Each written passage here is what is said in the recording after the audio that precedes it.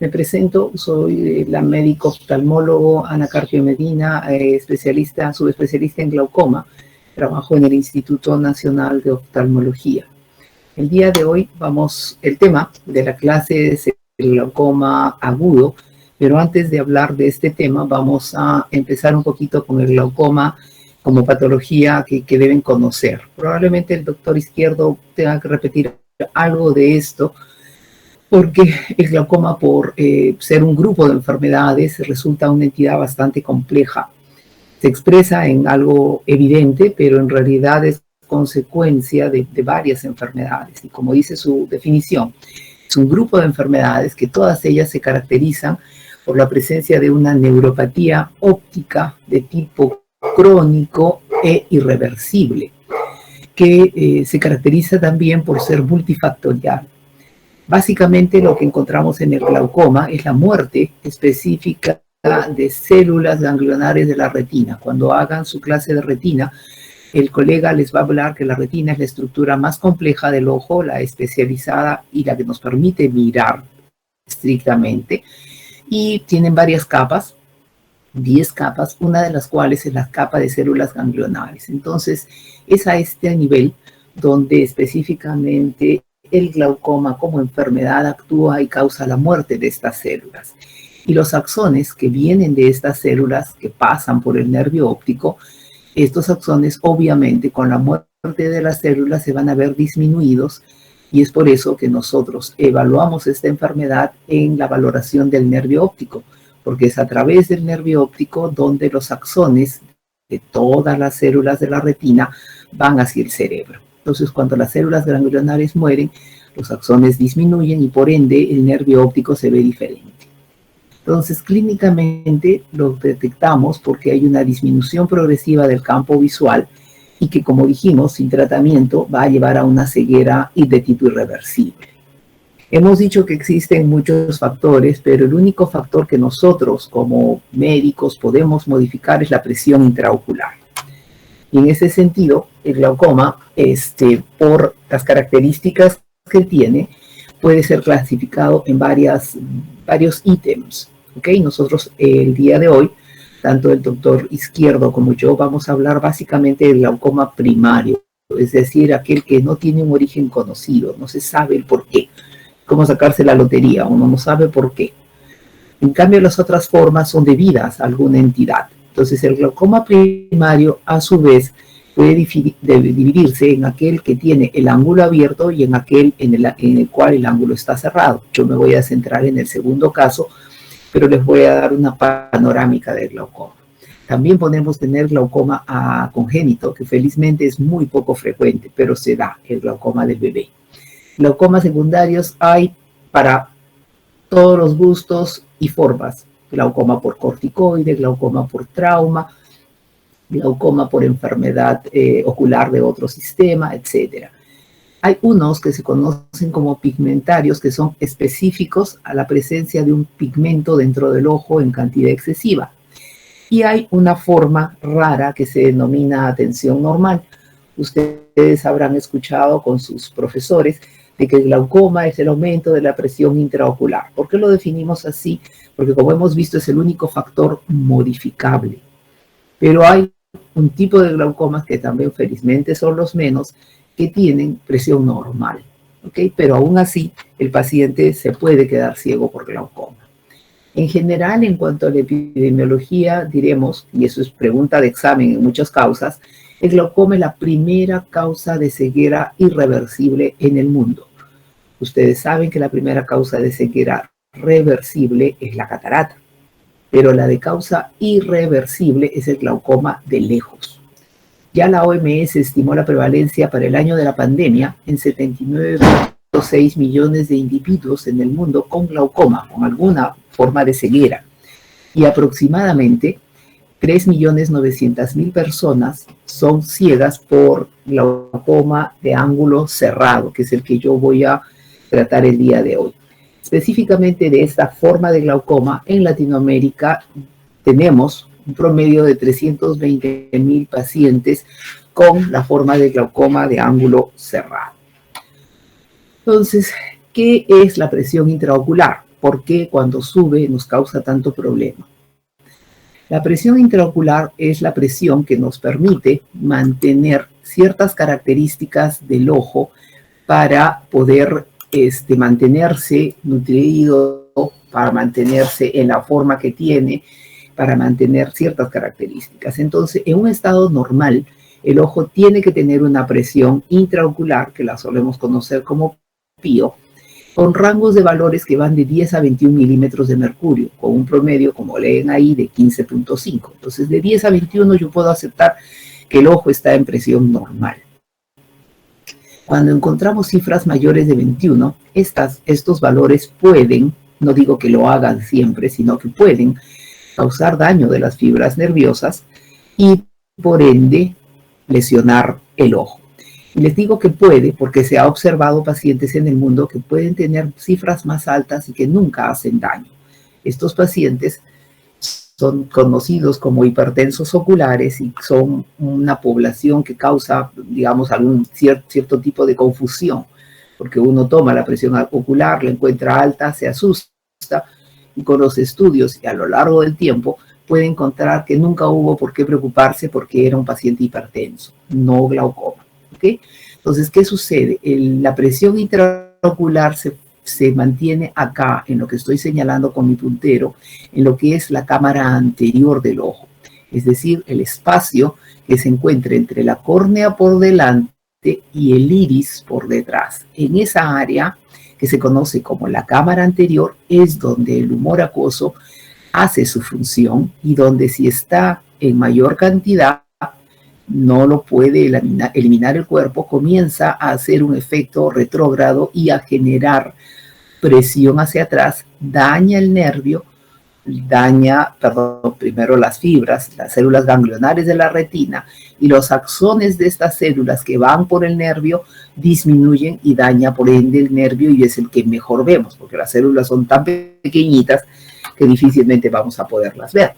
Entonces, la presión intraocular es en realidad el resultado del humor que se produce aquí en el cuerpo ciliar, que es producido de manera constante, pasa al lado del cristalino, pasa por encima de él, atraviesa la pupila y entra a la cámara anterior. Ubíquense en esta imagen, esta estructura gruesa es la córnea y esta estructura de color café es el iris. Entonces pasa por la pupila, se forma detrás del iris, pasa por la pupila, ingresa, tiene su función acá, que ahorita las vamos a ver, y luego se va. Y se va en lo que conocemos como el ángulo. Entonces, cuando esto es normal, la formación del humor acuoso y la eliminación es normal, es constante. La producción es constante, lo que podemos variar es la eliminación, y es ahí donde surge el problema. Entonces, la presión intraocular tiene que darse para que el ojo funcione de manera normal. Entre sus funciones está evitar que las paredes del ojo, es decir, la esclera, la córnea, colapsen. En cada parpadeo nos estaríamos apretando el ojo y colapsando. Esto no sucede porque hay un líquido acá. Permite una correcta nutrición de los tejidos. El humor acuoso parece agua, pero no lo es. Tiene un contenido, una composición similar al plasma, ¿no? Permite también una nutrición, como les digo, y esto hace que tenga una regulación interna, ¿no? Una situación en la cual el humor acuoso constantemente se está formando y eliminando. Entonces, como dijimos, es un líquido transparente de características similares, más no iguales. No es igual al plasma, es parecido. ¿Funciona como un elemento óptico? Sí. Ya hemos conversado en la práctica, por ejemplo, de que la córnea, que es esta estructura de acá, por su transparencia, funciona como un lente. En esta imagen, esto es un lente intraocular, es algo externo, pero en esta posición estaría el cristalino. Y el cristalino también es una imagen, es un sistema óptico. Entonces, el humor acuoso que está acá, en este espacio entre la córnea y el iris, que en este caso es de color verde, en ese espacio está el humor acuoso y funciona también como un elemento óptico. Si el humor acuoso se torna turbio, el paciente no mira, ¿ok? Entonces, como la córnea y el cristalino son elementos que no tienen vascularización, no tienen vasos, el humor acuoso funciona como un elemento nutritivo, ¿ok? Es un líquido claro que llena esta cámara anterior y parte de esta cámara posterior. Tiene un volumen aproximado diario de 250 microlitros y se produce a una velocidad de 2.5 microlitros por minuto. El humor acuoso en general se forma por dos pasos, por secreción activa y secreción pasiva, ¿ok? Estos dos sistemas tienen una regulación interna, tienen un sistema de formación, y la secreción activa se da a través del estroma del cuerpo ciliar. Esta es la mayor cantidad, la mayor sitio de producción del humor acuoso por secreción activa. Pero también puede haber una secreción pasiva que se forma a través de un filtrado que sale por la barrera hematoacuosa, que es una barrera así como la hematocerebral que separa con el cerebro, pues también hay una barrera hematoacuosa que hace que las células de la sangre no tomen un contacto muy directo con esta zona del cuerpo, ¿no? Entonces, específicamente, y eso también puede ser pregunta de examen, el humor acuoso se produce en las crestas del cuerpo ciliar. Tiene esta difusión, se produce al ritmo que les he comentado, y como dijimos, en situaciones de normalidad se forma aquí en las crestas del cuerpo ciliar, pasa por delante del cristalino, pasa por la pupila, nutre a las estructuras, da soporte y se elimina por el ángulo de la cámara a través de una estructura conocida como la malla trabecular. Eso en condiciones normales. ¿Qué sucede en el glaucoma? Se forma normal, pasa normal, pero al momento que intenta salir de la cámara anterior no puede. Y esto es porque hay algún tipo de bloqueo a nivel de la malla trabecular que causa que este líquido que se forma, que se acumula acá, comience a presionar hacia atrás, mata las células ganglionares de la retina, disminuye el grosor de los axones que van a ir al cerebro a través del nervio óptico, y esta muerte y esta posterior disminución de los axones son los que nos da los cambios en la cabeza del nervio óptico. Entonces también, pregunta de examen, la anatomía del ángulo, ¿ok? La córnea por delante, el iris por detrás, esta cámara anterior, la zona donde se unen se conoce como el ángulo camerular. Y el ángulo camerular tiene 4 elementos que son reconocibles a través de exámenes especiales y que ustedes deben recordar el orden. Si van de abajo hacia arriba, es decir, abajo de mi lámina, el iris y arriba la córnea, las estructuras que se ven en el ángulo son la raíz del iris, un pequeño segmento de la esclera que se mete a la zona del ángulo, la malla trabecular, que es una zona especializada por donde se filtra el humor acuoso, y la línea blanca de Schwalbe que indica el límite entre la córnea y el ángulo. ¿Ok?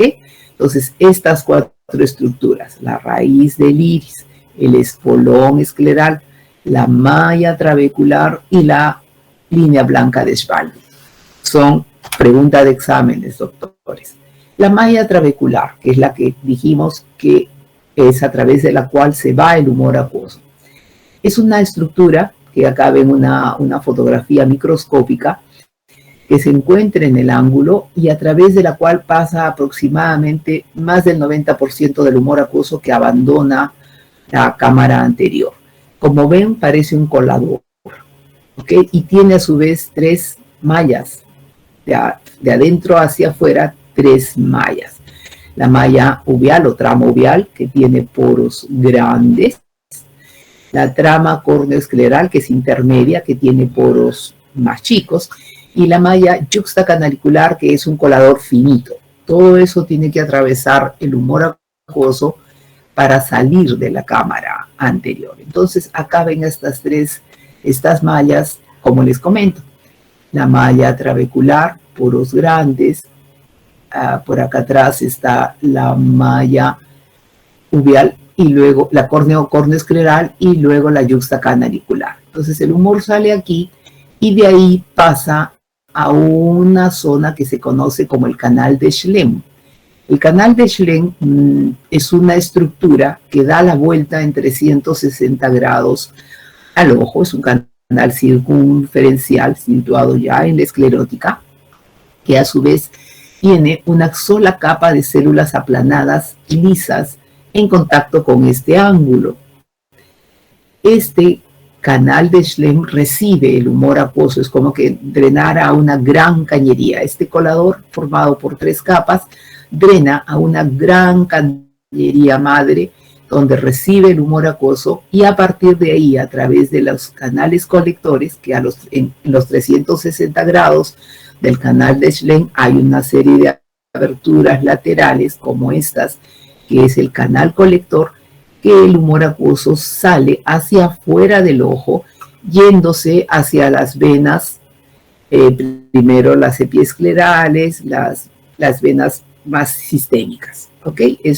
El humor acuoso finalmente drena en una vena grande, pero esta es la ruta. El ángulo, malla, canal de Schlemm, que es una tubería grande, imagínense la tubería de la calle que recibe de todas las casas el agua, el desagüe de los hogares, y a través de este canal colector, es una abertura que rodea el canal principal, van saliendo hacia las venas, en este caso las venas epiesclerales.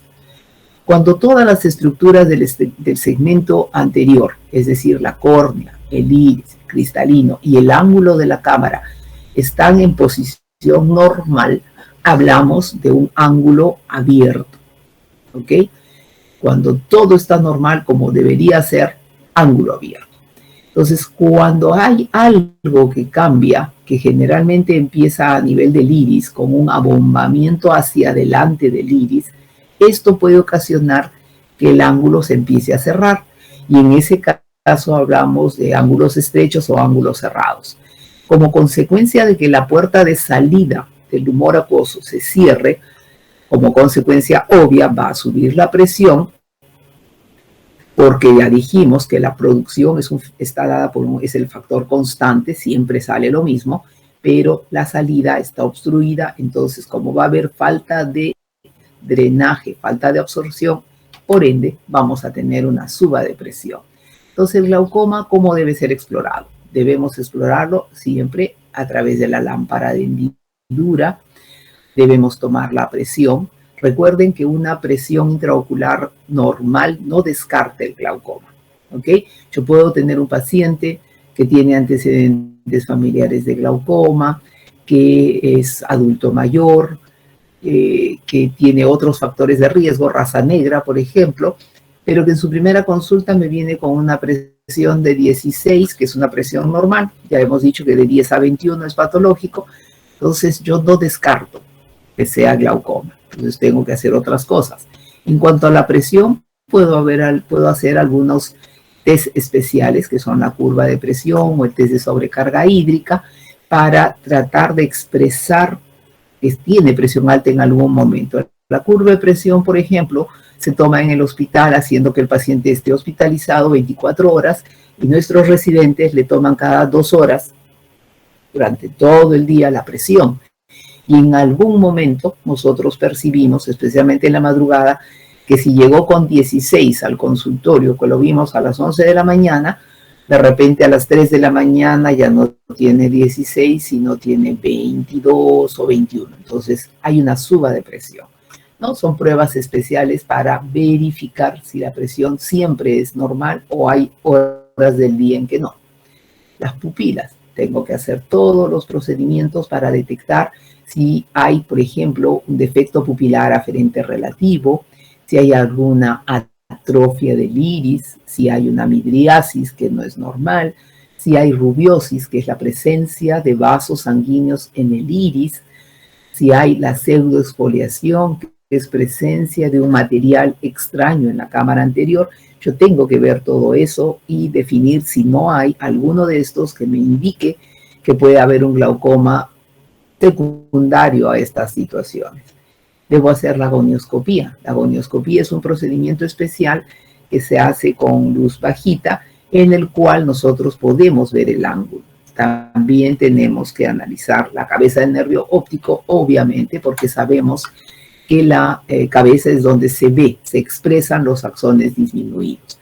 Entonces sepamos que la tonometría es nuestro primer dato. Acá ven que en la lámpara de hendidura estamos usando el tonómetro aplanático y mediante un registro, que en este caso es computarizado, nosotros podemos tomar la presión, ¿no? Obtenemos un valor.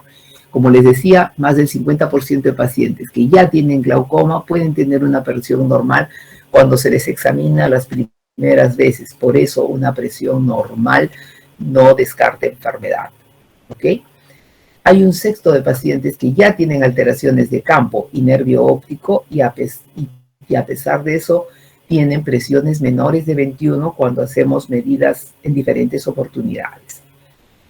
Entonces, como ya hemos dicho, a pesar de que el aumento de la presión es importante para que haya daño y la enfermedad, en algunos casos vemos que con presiones normales el ojo se deteriora. Y este es el caso específico de un glaucoma especial que felizmente no es muy frecuente, que se llama glaucoma de tensión normal. Entonces ya saben, la presión normal no descarta glaucoma y en algunos casos nunca se va a elevar, pero sí va a haber glaucoma. Por eso es que tenemos que examinar no solo con la presión, no solo es el examen de la presión, sino cuando especialmente hay sospecha, hacemos lo que se llama la gonioscopía.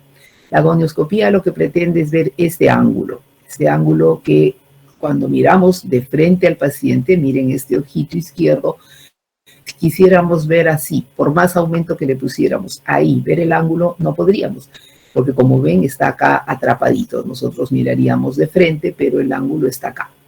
Entonces, como no se puede ver, lo que hacemos es hacer este procedimiento. Esto es un goniolente que tiene espejos. En este caso es un gonio de 3 espejos. Hay de uno solo, hay de 4. La diferencia es que simplemente tenemos que darle la vuelta al lente o no. Cuando es de 4 ni lo movemos, porque ya con los 4 cuadrantes tenemos los 360 grados del ángulo, ¿no? Y este gonio es el que nos permite analizar la anatomía del ángulo. A través de este examen podemos ver si en el ángulo hay algo que esté ocurriendo que impida la salida del humor acuoso. Pueden ser restos embrionarios, puede ser pigmento, puede ser vasos sanguíneos, etc. Entonces hemos dicho que cuando el glaucoma, el ángulo está abierto, vemos que las estructuras están bien, pero no se sabe el por qué el drenaje no es adecuado.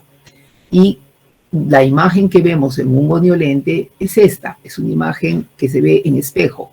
Si yo estoy mirando acá, por ejemplo, en este ojo, que es suponiendo que fuera derecho, imagínense que es un ojo derecho y que estamos mirando el ángulo. Al estar en esta posición, yo realmente, porque es un espejo, estoy mirando el ángulo témporo inferior de ese ojo. Lo veo aquí, pero como es un opuesto, como es un espejo, realmente estoy valorando el ángulo temporal inferior. Si yo diera la vuelta y lo pusiera para acá, estaría valorando el ángulo temporal superior. Entonces, se ve así, y al verlo así debemos percibir 4 estructuras como se ve acá. Hay una clasificación, una de varias, que es la clasificación de Schaefer, que es la que solemos usar nosotros, que permite definir la presencia de estos 4 elementos. De abajo hacia la córnea dijimos la raíz del iris, que se ve café, el espolón escleral, que se ve blanco, la malla trabecular, que se ve nuevamente pigmentada, y la línea blanca de Schwalbe, que es justo ya cuando nos acercamos a la córnea. Entonces esos 4 elementos deben ser vistos y valorados en 360 grados. Cuando yo no encuentro alguno de los elementos, entonces voy a decir que me falta uno y tengo grado 3, me faltan 2 elementos de visualizar, grado 2, me faltan 3 elementos de visualizar, solo veo uno, grado 4, y cuando no veo ninguno es un grado 0, un ángulo cerrado, ¿ok? Esto puede encontrarse todos abiertos o por cuadrantes. Yo puedo tener un cuadrante grado 3, un cuadrante grado 2 y de repente los otros 2 cuadrantes grado 4.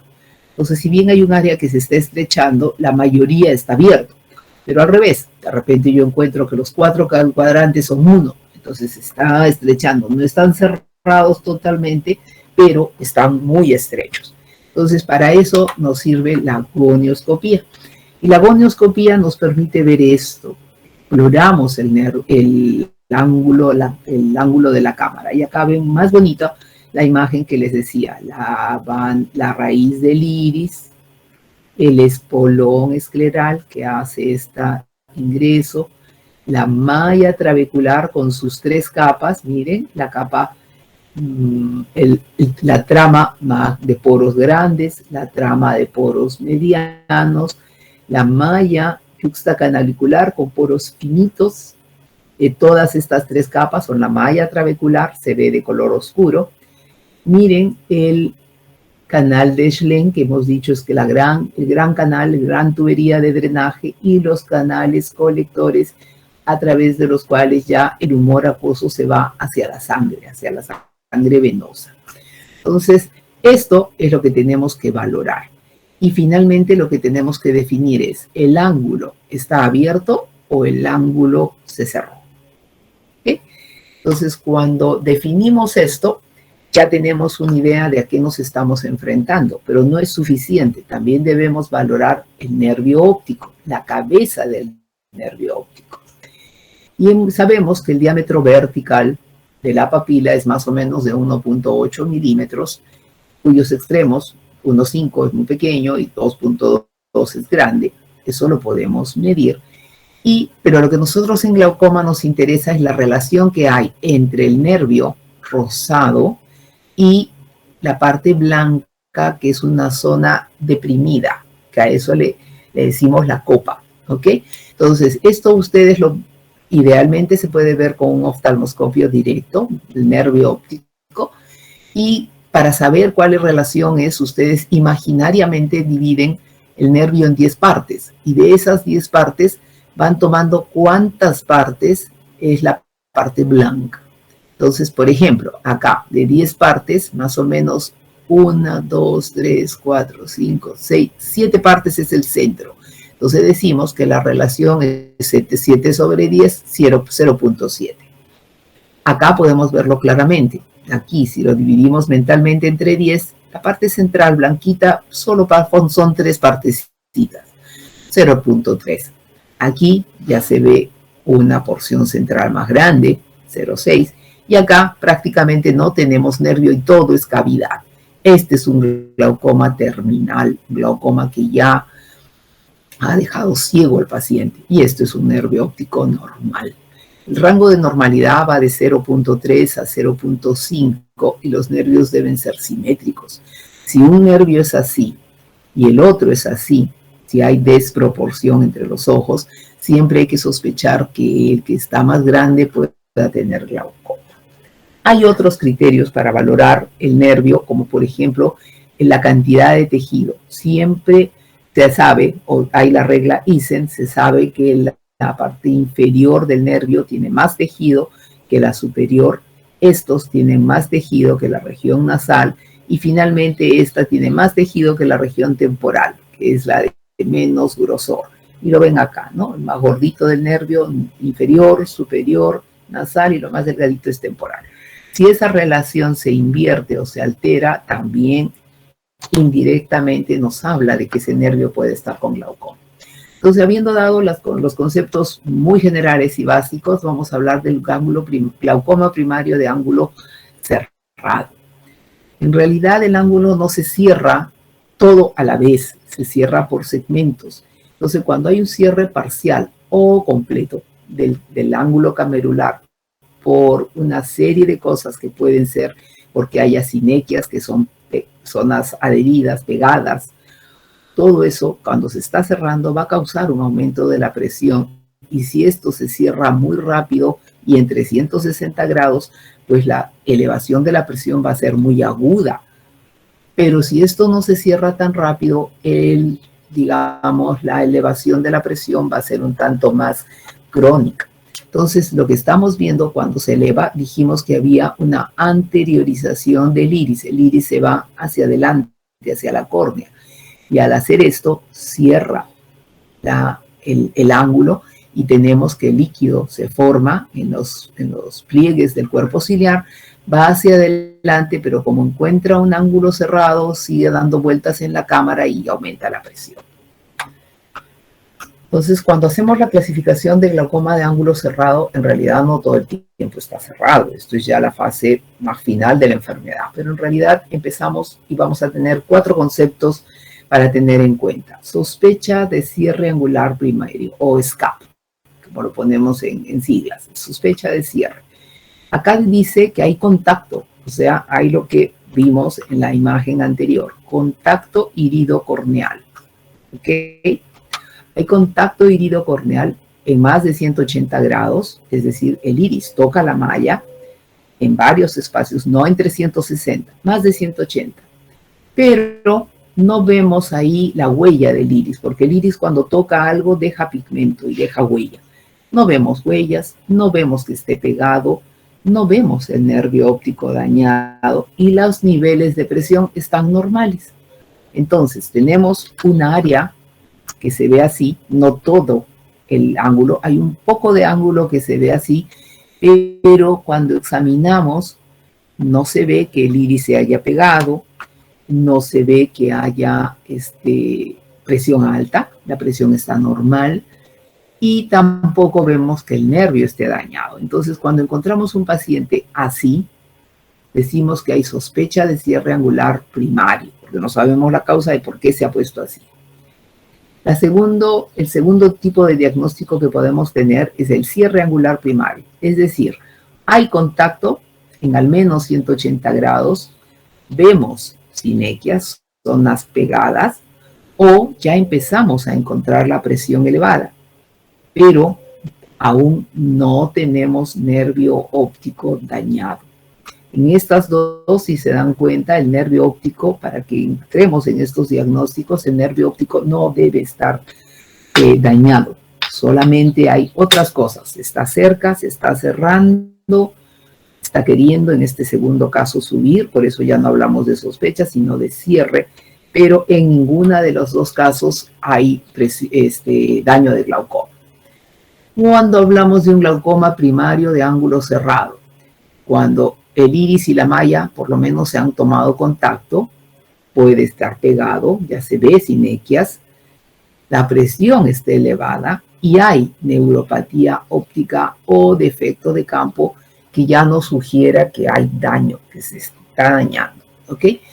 Acá vemos un glaucoma de ángulo primario porque no sabemos la causa, y de ángulo cerrado porque ya más o menos 180 grados están cerrados y hay daño en el nervio óptico, que lo vemos porque el nervio está dañado, o lo vemos porque le pedimos un campo visual y se ve que hay daño del nervio.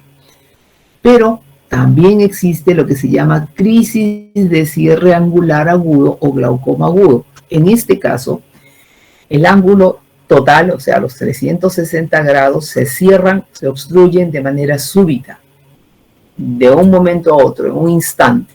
Y en ese instante la presión sube de forma súbita a niveles muy, muy elevados.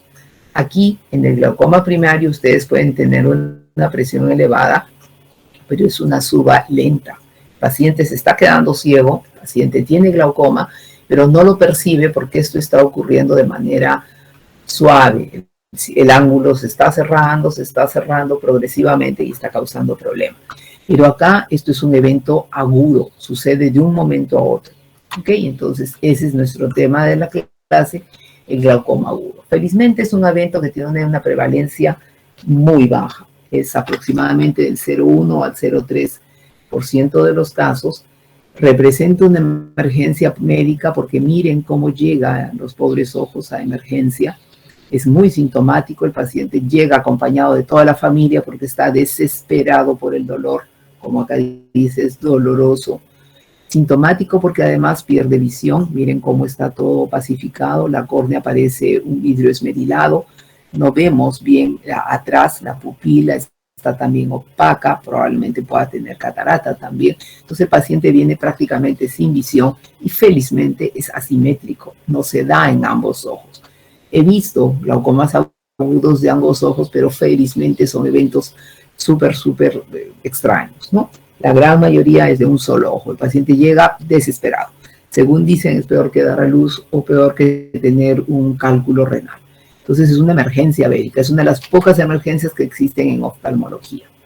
Y los factores de riesgo para que se desencadene un cierre de una crisis de cierre angular o lo que conocíamos como glaucoma agudo, estos son los factores de riesgo. Si tengo algún familiar que le dio esto, si mi paciente es hipermétrope, recuerden, ojo chico, en lo que es chico los espacios son estrechos, la cámara es estrecha, el ángulo puede quererse cerrar, la edad generalmente más allá de los 60 años, la tasa de prevalencia se duplica por cada década de vida a partir de los 60, o sea, aumenta con la edad. La raza asiática tiene 10 a 15 veces más prevalencia de glaucoma agudo que el resto de las poblaciones. El hecho de ser mujer, las mujeres tenemos también 1.5 veces más que los hombres la posibilidad de hacer un glaucoma agudo cuando el paciente tiene cristalinos muy grandes, es decir, que están haciendo catarata, una catarata que es un fenómeno normal de la edad en una paciente predispuesta, por ejemplo, con ojo pequeño, puede causar un glaucoma agudo, una cámara anterior poco profunda, que eso ya también es cuestión anatómica, y así como tenemos factores que pueden ser, que hemos denominado de riesgo, factores de riesgo que pueden favorecer esta enfermedad, tenemos factores precipitantes. Y acá, por ejemplo, es interesante, no todos ustedes les va a gustar oftalmología, pero en las diferentes especialidades que hayan, van a tener que hacer uso de algunas de estas medicinas, antihistamínicos, antipsicóticos, antiparkinsonianos, adrenérgicos, atropina. Los anestesiólogos deben recordar que esta medicación puede precipitar, puede dar lugar a un glaucoma agudo. Por eso se pregunta, antes de dar estas medicinas, si el paciente tiene antecedentes, diagnóstico, posibilidad de que en su vida haya algo relacionado al glaucoma agudo. Increíblemente, el estrés emocional en pacientes muy predispuestos puede dar eso. Yo tuve una paciente, que siempre lo cuento, una paciente mayorcita, viejita, que tenía un ángulo medio estrecho. Viene el nieto de viaje, de tiempo que la veía, viene por detrás, que la viejita estaba tejiendo, viene por detrás, la agarra en los hombros y le dice, abuelita, la señora se pega el susto de su vida y desarrolla un glaucoma por estrés, ¿ok? Fue un estrés de alegría, es cierto, pero fue un estrés. Entonces le desencadenó un glaucoma agudo. Entonces la fisiopatología del glaucoma agudo es la siguiente, la raíz del iris, que ya hemos visto dónde está, se adosa, se pega a la cara posterior de la córnea y por ende bloquea el ángulo de drenaje y lo bloquea en casi los 360 grados. Cuando ocurre eso, las presiones aumentan de 45 a 60. Dijimos que lo normal era 10 a 21.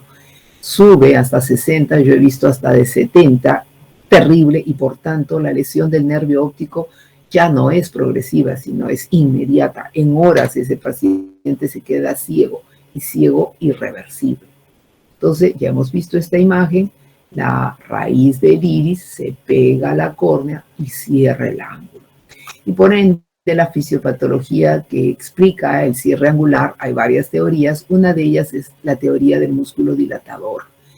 La pupila se pega al cristalino y al pegarse no permite que el humor acuoso fluya como debe fluir, como acá, como debería fluir, se pega esta puntita al cristalino y por ende el humor acuoso se sigue formando. Ya hemos dicho que su formación es constante y al hacer eso comienza a elevar el iris y bloquea el ángulo, ¿no? Entonces se cree que este es el mecanismo de cierre del ángulo en los casos de glaucomas de ángulo cerrado, por bloqueo pupilar. Entonces acá hablamos, la etiología puede ser por bloqueo pupilar, el mecanismo que les he explicado y que acá lo ven en una ecografía ocular especializada que muestra la zona en que la punta de la pupila se adhiere al cristalino que está acá abajo, que como vemos está medio hinchadito. El humor acuoso ha seguido saliendo y comienza a elevar el iris y cierra el ángulo. Este bloqueo pupilar se da en el 75% de los casos. Es uno de los mecanismos de glaucoma más frecuentes. También existe el cierre angular, el glaucoma inducido por catarata. La catarata está tan gordita, tan hinchada, porque está opaco el cristalino, que empuja el iris y cierra el ángulo. En este caso vemos paciente, para que conozcan, este borde blanco no forma parte de ninguna patología, es lo que conocemos como el gerontoxon o el anillo de la vejez, el aro senil. ¿Ok? Entonces esto es normal, lo ven porque este paciente es un individuo mayor, y miren cómo los bajos se ponen rojos, cómo la córnea está opaca, no está transparente. Y un tercer mecanismo muchísimo menos frecuente es lo que conocemos como iris plató. En estas ultrasonido pueden ver de que el iris tiene una estructura como que fuera una pequeña meseta muy cerca del ángulo, y eso hace que se cierre. Y la imagen que vemos en la lámpara de hendidura es algo parecido a esto.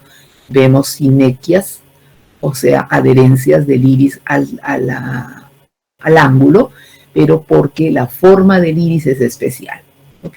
Tiene un iris periférico un poquito más gordito, forma una apariencia de meseta, y a eso se le conoce como un iris plato. Ya habíamos hablado de la clasificación y como la presencia de las 4 estructuras que habíamos hablado, cuando están presentes, que se cierre es totalmente improbable. Cuando solo hay 3, puede ser probable. Cuando solo hay 2 estructuras que veamos, es posible que tenga un glaucoma agudo. Cuando veamos en la mayor parte del ángulo solo una estructura, es realmente muy probable que se dé un glaucoma agudo.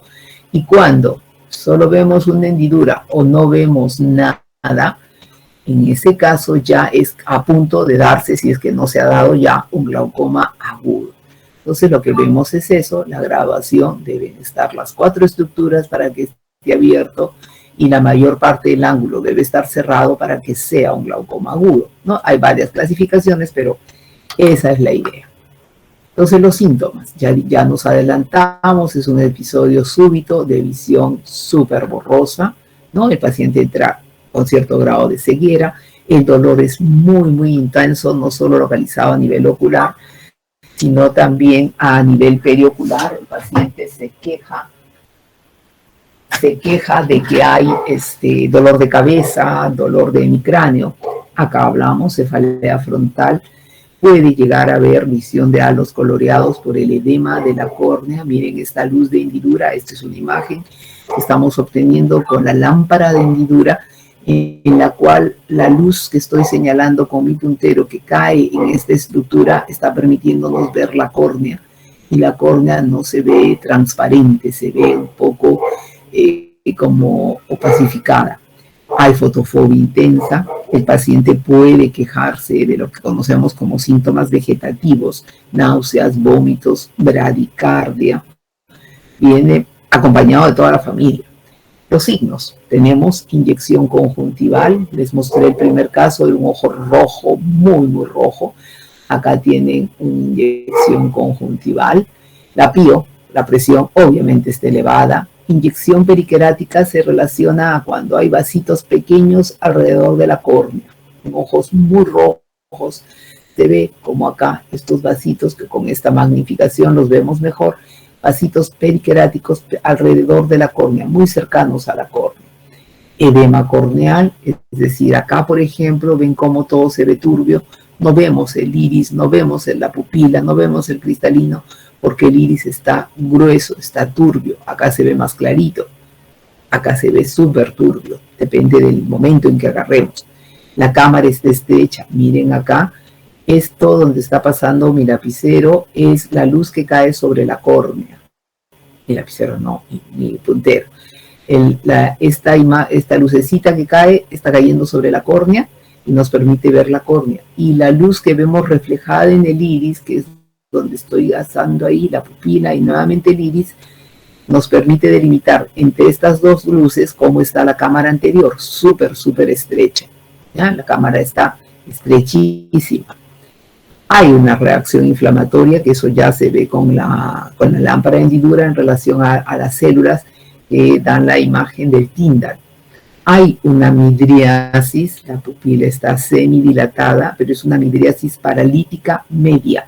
No está dilatado como cuando echamos una gota para dilatar, pero tampoco está en su tamaño normal. Miren acá, una midriasis, semimidriasis paralítica, no responde a la luz. Miren la cantidad de luz que se les está poniendo y la pupila sigue semiabierta. Cuando logramos visualizar, porque acá por ejemplo no veríamos nada, pero en este glaucoma que probablemente tenga 40, máximo 50 de presión, este debe estar como por 70. Entonces, cuando todavía no es un glaucoma o de pocas horas o de presiones que todavía no son tan altas, podemos mirar a través de la pupila y ya vemos un nervio óptico que puede tener ciertos síntomas, puede también verse normal al inicio, pero puede tener síntomas o ya puede estar dañado según el momento de la enfermedad en que lo veamos. Entonces acá vemos, miren cómo la cámara, yo igual, la luz que se ve blanquecina es la luz que está cayendo sobre la córnea y la esclera, y el reflejo amarillito es el iris. Entonces el espacio entre ambos es muy estrecho. Esto se conoce como el signo de Van Hering, que nos permite ver cómo está el espacio, ¿no? Acá tenemos otros hallazgos que se pueden ver, como lo que acá dice, una endotelitis, o sea, el endotelio corneal está sufriendo, ¿ok?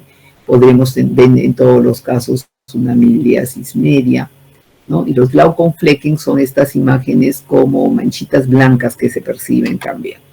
Entonces, todo eso nos indica de que estamos frente a un glaucoma agudo.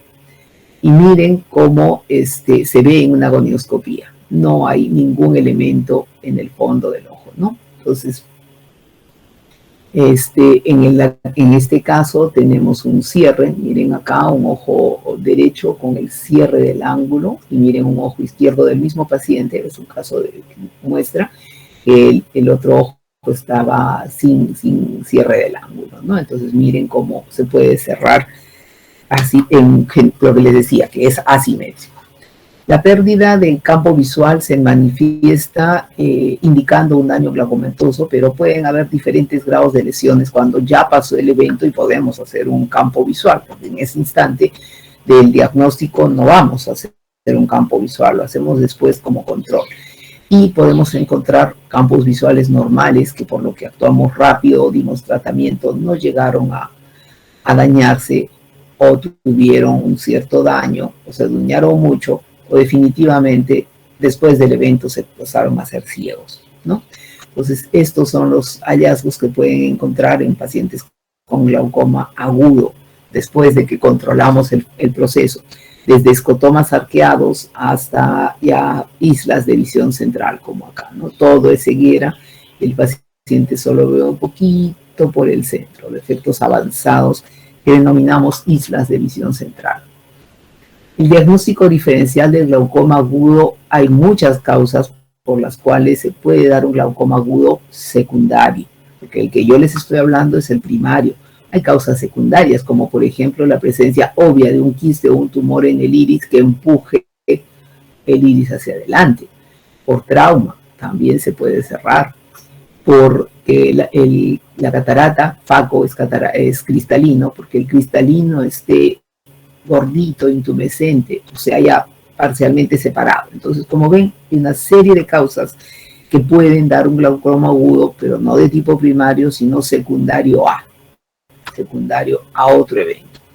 Y acá llegamos al tratamiento, que es lo que ustedes como médicos generales siempre deben recordar. Hay cosas en oftalmiología que deben tener en cuenta. Una es las cosas que deben derivar, no quedárselas, y esta es una de las cosas que deben tratar y derivar. No es para que se quede esperando. Nosotros en el INA hemos tenido pacientes que los han enviado de provincias después de 15 días de tratamiento endovenoso para tratar de ayudarlos y lo único que nos mandan son ciegos. Estos pacientes se diagnostica, se sospecha Se diagnostica como sospecha y se deriva de inmediato. Lo máximo que pueden hacer es esta parte inicial, porque hay algo que es definitivamente después que es nuestro, pero lo pueden tratar si tienen en mente, ¿ok? Pero dentro de ciertos criterios. Entonces, la terapia consiste en, primero, reducción de la producción del humor acuoso. Eso lo van a llevar a cabo con acetazolamida a la dosis de 10 miligramos por kilo de peso vía oral. Puede ser oral, intramuscular o endovenosa. La acetazolamida pueden hacerlo. Pueden usar al momento en que llegue el paciente brimonidina y algún bloqueante beta-adrenérgico como el timolol. Pero ojo, con el timolol, habiendo preguntado al paciente si no tiene problemas bronquiales, obstrucciones, telangiectasias, fibrosis, o que sea, por ejemplo, pacientes con bradicardia, porque podemos empeorar su patología. Entonces, preguntar primero antes de empezar terapia. También podemos deshidratar el cuerpo vítreo. En ese caso hay que usar la glicerina a 1 o 1.5 gramos por kilo de peso, pero acá cuidado con los pacientes diabéticos. Si el paciente es diabético no podemos usar glicerina, vamos a desencadenar un problema. Podemos en ese caso usar manitol endovenoso, sí, a la misma dosis de 1 o 1.5 gramos de manitol por kilo, por vía endovenosa, pero acá también hay que tener cuidado con la insuficiencia cardíaca congestiva. El paciente que requiere tener control médico debe quedarse con nosotros, con una persona que le controle la frecuencia cardíaca, la presentación de algunas manifestaciones, porque puede haber una complicación por el manitol. También debemos cerrar la pupila. Hemos dicho que la pupila está parcialmente abierta y se queda como paralizada. ¿Podemos cerrarla con la pilocarpina? Sí, a la dosis de 2%, una gota cada 4 horas en 1 hora, pero esto es mejor cuando ya la presión hemos logrado bajarla a menos de 40 milímetros. Cuando esté en 80, la pilocarpina no va a hacer nada, doctores. Entonces, lo que hace la pilocarpina es tracciona el iris, cierra la pupila y libera un poco el ángulo. Esto ayuda, pero es inefectiva, como les digo, cuando la presión es demasiado alta. Tiene que haber bajado un poco para que ayude. Tenemos que ayudar a reducir la inflamación también con esteroides tópicos cada 5 minutos, 3 veces y luego 4 o 6 veces al día, ¿no? Podemos usar una prednisolona que usamos en oftalmología, prednisolona, cuando recién viene, gotitas cada 5 minutos, 3 veces y luego ya cada 6 horas. Lo siguiente es hacer ya un tratamiento un poco más intervencionista, que es una iridotomía. La iridotomía puede ser por Jack láser o quirúrgica. Generalmente nosotros hacemos iridotomía. Este es un ojito que, como verán, ya pasó el glaucoma. Tranquilo, con la pupila que ha vuelto a su posición. Este es un ojo que tuvo un evento que le hicieron la iridotomía láser, ¿no? La iridotomía ayuda a eliminar el bloqueo porque da otra vía, ya que la pupila está cerrada por bloqueo. Esto le da otra vía al humor acuoso para poder fluir, iguala las presiones y en su momento aleja el iris del ángulo, ¿no? Pero esto solo puede realizarse cuando la córnea está transparente. Ustedes han visto en una lámina anterior que la córnea a veces se pone súper opaca por el edema, entonces hay que bajar la presión un poquito, ayudar a que la córnea se aclare para poder hacer la iridotomía, pero eso ya es un tratamiento más efectivo, digamos. O sea, todo lo que estamos haciendo, la iridotomía ayuda más. Sin embargo, no es al 100% definitiva, porque al eliminar que el bloqueo siga persistiendo, nos ayuda a disminuir que la malla trabecular se dañe, evita otra crisis de glaucoma agudo, ayuda a disminuir en un porcentaje la presión. Si hacemos seguimiento, algunos de estos ángulos permanecen cerrados, es cierto, por eso hay que el control después del láser, igual el paciente después de hacer el láser que se sienta mejor con tratamiento y láser, igual hay que hacer seguimiento, ¿no? Y siempre hay que considerar que pueda el cristalino con una catarata tener alguna influencia. El láser lo hacemos siempre bilateral, porque la persona que tiene esta cámara estrecha, esta tendencia a hacer glaucoma agudo, puede hacerlo en el otro ojo. y vean cómo un ojo que estaba en un evento agudo, después del láser, miren cómo se separa el ángulo de la cámara, indica que ya el evento del glaucoma pasó, ¿no? Entonces esto es un control, en este caso con un microscopio especial para ver que efectivamente el bloqueo se rompió. A veces no sucede así, en ese caso hay que ver si el culpable es el cristalino y sacarlo, ¿okay? Es una posibilidad cuando hay un glaucoma agudo que mantiene presiones altas, hemos bajado la presión, está medicado, pero tiende a tener presiones altas, le hemos hecho láser y siguen las presiones que se quieren disparar. Entonces tenemos que pensar que el cristalino probablemente está muy gordo, hay que sacarlo y poner en su lugar un lente intraocular que no va a ocupar el mismo espacio y que va a liberar, va a abrir el ángulo de la cámara. Entonces una opción es operar. Y finalmente, si ninguna de estas opciones te da, las anteriores, pues podemos hacer uso de tecnología como la trabeculectomía, que ya es la cirugía de glaucoma, hacer una vía de salida para que el humor acuoso vaya hacia afuera directamente. Podemos combinar trabe con esa extracción del cristalino o otras técnicas que son más modernas, que son ya separar las sinequias que se forman en el ángulo y abrirlas, ¿no? Son técnicas diferentes para tratar todas este glaucoma agudo. Voy a dejar de compartir